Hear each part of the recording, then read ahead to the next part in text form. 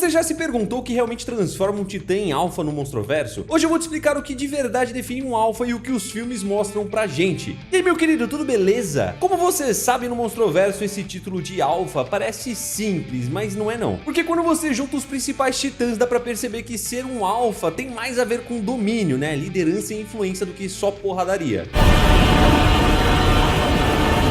Antes da gente falar de qualquer titã específico, vale prestar atenção numa coisa muito curiosa dentro do próprio Monstroverso. A palavra alfa aparece várias vezes ao longo dos filmes, mas quase nunca vem acompanhada de uma explicação direta. Os próprios personagens usam esse termo como se todo mundo já soubesse exatamente o que ele significa. Em Godzilla Rei dos Monstros, por exemplo, a monarca passa boa parte da história estudando o comportamento dessas criaturas gigantes. E em vários momentos o filme sugere que existe uma hierarquia natural entre os titãs. A lógica é relativamente simples, né? Quando um alfa se estabelece, os outros reconhecem essa autoridade. Só que o Monstroverso não explica isso em forma de teoria ou diálogo científico. Ele prefere mostrar essa dinâmica acontecendo na prática. A melhor demonstração disso aparece no final do Rei dos Monstros, depois da batalha em Boston, quando o Ghidorah é derrotado e a cidade ainda está em ruínas. É nesse momento que os outros titãs começam a surgir. O Behemoth aparece primeiro, e depois vem criaturas como Scylla e Methuselah. O detalhe mais importante ali não é o tamanho deles, nem o fato de estarem presentes, mano, é a reação. Nenhum tenta disputar território nem desafiar quem está ali. Eles simplesmente se aproximam e abaixam a cabeça. Aquilo não é medo, nem uma mera submissão momentânea. Aquilo é reconhecimento de hierarquia. O filme deixa claro, sem precisar explicar em voz alta, que existe uma cadeia de autoridade entre essas criaturas. Só que tem um detalhe ainda mais interessante nessa lógica. Essa posição não é permanente, você sabia disso? Pouco tempo antes dessa cena, quem estava exercendo esse mesmo tipo de controle era o próprio Ghidorah. Depois de despertar na Antártida, ele solta um chamado poderoso o suficiente para acordar titãs em diferentes partes do planeta. Rodan desperta no México, outros monstros começam a reagir ao sinal e o mundo entra em um estado de completo caos. Ou seja, dentro da lógica do Monstroverso, o título de alfa não funciona como uma coroa eterna. Ele muda de mãos quando surge um titã capaz de se impor sobre os outros e ocupar toda essa hierarquia. E é aí que a coisa fica interessante, porque os principais monstros desse universo não chegam a esse posto do mesmo jeito. O título é o mesmo, mas o caminho até ele muda bastante de um titã para outro. Se existe um titã que ajuda a entender essa ideia de alfa de um jeito bem claro, esse titã é claramente o próprio Godzilla, porque desde o começo do Monstroverso ele não aparece simplesmente como um monstro gigante surgindo para destruir cidades. O papel dele dentro desse universo sempre foi maior do que tudo isso. Em Godzilla de 2014, por exemplo, quando os Mutos entram em cena, a história deixa clara que eles representam um problema que está crescendo rápido demais. Eles se multiplicam, alteram o ambiente ao redor e acabam colocando cidades inteiras em risco. E quando o Godzilla entra nessa história, a impressão não é de que ele apareceu por acaso. O filme trata aquele encontro quase como uma resposta natural do próprio planeta. Isso fica bem evidente na Batalha de São Francisco. Enquanto os Mutos funcionam como uma ameaça que se espalha, o Godzilla entra no confronto com uma força capaz de interromper esse processo. Aquela luta não é apresentada como uma disputa de território ou orgulho. É quase como se o Godzilla estivesse corrigindo um desequilíbrio que começou a crescer demais. E como eu falei antes, né, essa mesma lógica aparece com ainda mais força em Godzilla Rei dos Monstros, quando o Ghidorah desperta e começa a puxar os outros titãs pro caos. O conflito deixa de ser apenas uma briga entre dois monstros gigantes, porque o que está em jogo ali é o próprio rumo do planeta. E é justamente nesse ponto que o papel do Godzilla dentro da hierarquia dos titãs fica mais claro como um alfa. Ele não entra nessa disputa apenas como um rival, e sim como uma criatura que vai organizar aquela balança. Quando surge uma criatura capaz de colocar o planeta em risco, é ele quem entra em confronto, e é justamente essa combinação de poder, presença e função dentro do equilíbrio natural que coloca o Godzilla como um alfa.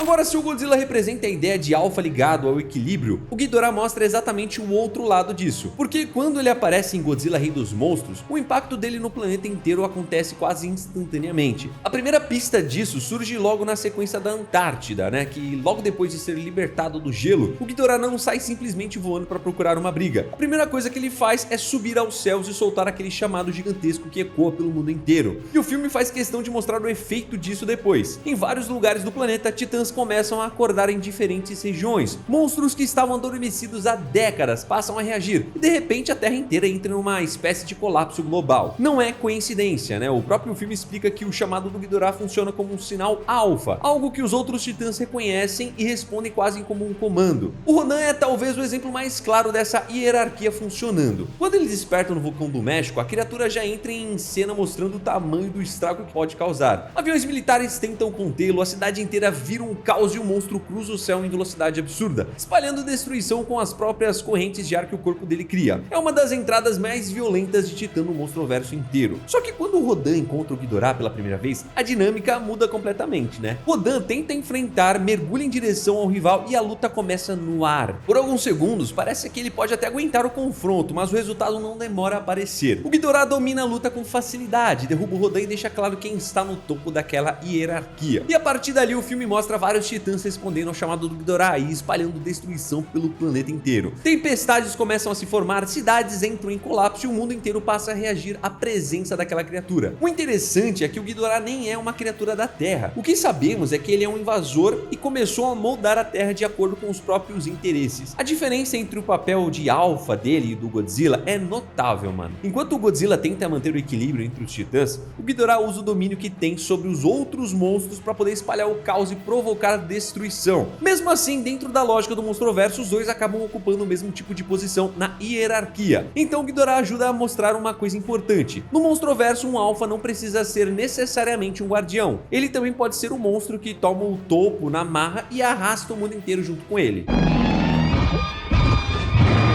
Quando o Kong entra nessa conversa, a história começa a mudar um pouquinho, né? Porque diferente do Godzilla ou do Ghidorah, o Kong nunca foi retratado no Monstroverso como um titã que controla os outros só pela presença ou por um chamado. O que coloca o Kong nesse nível é a forma como ele se posiciona dentro do próprio território. Isso já aparece desde Kong e a Ilha da Caveira. No filme, a ilha funciona quase como um pequeno ecossistema isolado cheio de criaturas gigantescas. Existem monstros diferentes vivendo ali e espécies que poderiam facilmente dominar aquele lugar se não existisse alguém mantendo aquilo sob controle. É justamente aí que o Kong entra. Logo nas primeiras interações fica claro que ele não está simplesmente vagando pela ilha. Ele age como o guardião daquele ambiente. Quando helicópteros invadem o território, ele reage imediatamente. Quando os Skullcrawlers começam a surgir e ameaçar tudo ao redor, ele aparece para poder enfrentar a ameaça. O confronto final contra o Hamarak deixa isso bem evidente. Aquela luta não aconteceu porque o Kong estava defendendo o orgulho, né? O orgulho dele, no caso, ou o território de forma aleatória. Ele estava impedindo que uma criatura capaz de devastar a ilha inteira tome conta daquele ecossistema e de quebra conseguiu vingar a morte de seus pais também. Só que o papel dele começa a crescer nos filmes seguintes. Em Godzilla vs Kong, quando o Kong finalmente chega à Terra Oca, a história revela algo muito maior do que apenas um novo cenário. Aquele lugar guarda sinais de uma civilização inteira da própria espécie. Estruturas gigantes, tronos de pedra, armas feitas para enfrentar outros titãs. Tudo indica que os grandes símios, né, que viveram ali tinham organização e até algum tipo de sociedade. E aí que tá, mano. No caso do Kong, o peso dele não vem da força. O Kong mostra algo que poucos titãs do Monstroverso demonstram com tanta clareza: inteligência. Ele usa ferramentas, aprende durante as batalhas e reage ao inimigo não apenas na base do instinto. Um exemplo disso é quando ele usa um machado feito com uma placa dorsal do Godzilla para poder enfrentar o próprio rival em Hong Kong. Essa mistura de inteligência, adaptação e liderança fica ainda mais evidente em Godzilla e Kong: O Novo Império, quando o Kong finalmente encontra outros membros da própria espécie na Terra Oca, né? O cenário mostra um grupo inteiro vivendo sob o domínio do Scar King. Ali não existe equilíbrio nem cooperação. Existe um sistema baseado em medo e submissão. O Kong acaba quebrando essa estrutura quando ele enfrenta o Scar King. A luta não decide apenas quem é mais forte, ela decide quem vai assumir o controle daquele grupo. Depois da derrota do tirano, a dinâmica muda completamente. Os outros símios deixam de agir como um exército oprimido e passam a seguir o Kong de forma espontânea. Ou seja, no caso do Kong, o título de Alpha aparece de uma forma bem diferente do que vimos, né, anteriormente. Ele não domina o planeta inteiro, nem acorda outros titãs como chamado. O que coloca o Kong nesse nível é a capacidade de liderar, proteger território e assumir a responsabilidade sobre aqueles que vivem ao redor dele. É um tipo de autoridade que nasce mais da inteligência e da responsabilidade sobre aquele grupo do que da força, né?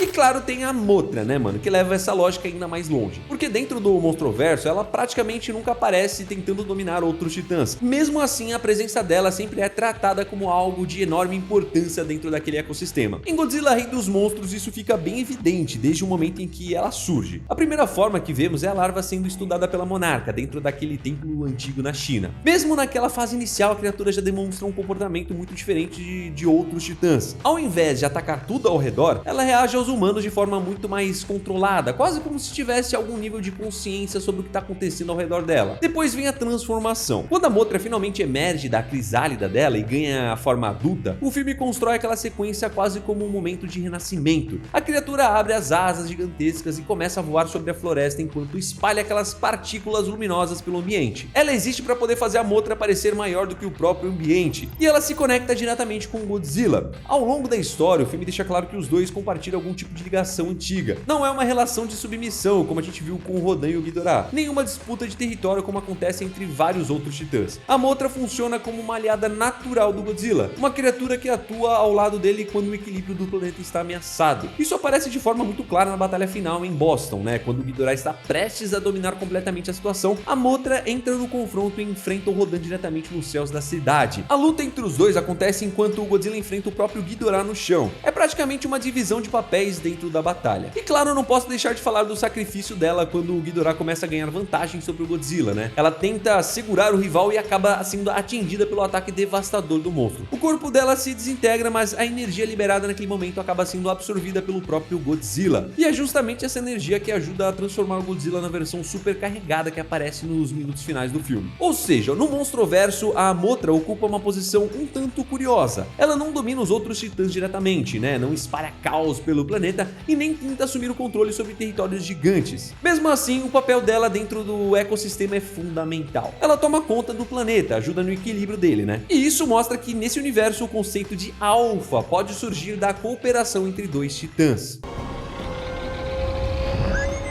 Já o Scar King representa quase o extremo oposto dessa ideia, porque quando ele aparece em Godzilla e Kong, o Novo Império, a primeira impressão que o filme passa é que estamos olhando para um titã que construiu o poder da forma mais brutal possível. A região da Terra Oca onde ele vive não parece um território natural organizado como o da Ilha da Caveira. Aquilo funciona muito mais como um império mantido à força. Existem dezenas de outros símios vivendo ali, mas nenhum deles age como um grupo livre. O ambiente inteiro gira em torno da autoridade de um único líder. Logo nas primeiras cenas já dá para perceber isso, né? Os outros membros da espécie trabalham, carregam pedras gigantes e vivem sob constante vigilância. Qualquer sinal de desobediência vira motivo para punição. E o próprio Scar King deixa claro que o controle dele não é só de força, mas do medo também. E mano, o que ele faz com a Shimo chega a dar dó, tá? A Shimo é representada como um dos titãs mais poderosos que já apareceram no Monstroverso. Uma criatura gigante capaz de liberar rajadas de gelo tão intensa que podem congelar outros monstros em questões de segundos e alterar completamente o clima ao redor. Em teoria, ela deveria ser uma criatura impossível de controlar, né? Mas o Scar King encontrou uma maneira. Ele usa aquele cristal para poder manipular o comportamento dela e praticamente transformá-la em uma arma. Sempre que precisa esmagar um inimigo mais forte ou impor autoridade sobre o território, ele recorre a Shimo. Isso muda bastante a forma como a gente olha para esse personagem dentro da hierarquia dos titãs, porque o Scar King não é o monstro mais forte do planeta por conta própria. O que coloca ele nesse nível de ameaça é a forma como ele usa tudo ao redor para poder manter o controle. Ele comanda um exército da própria espécie, mantém o território através da intimidação e ainda utiliza um dos titãs mais poderosos já vistos como uma ferramenta de guerra. Não é a força dele mesmo que sustenta essa posição de alfa, é a capacidade de dominar outros e manter um sistema inteiro funcionando sob a própria autoridade.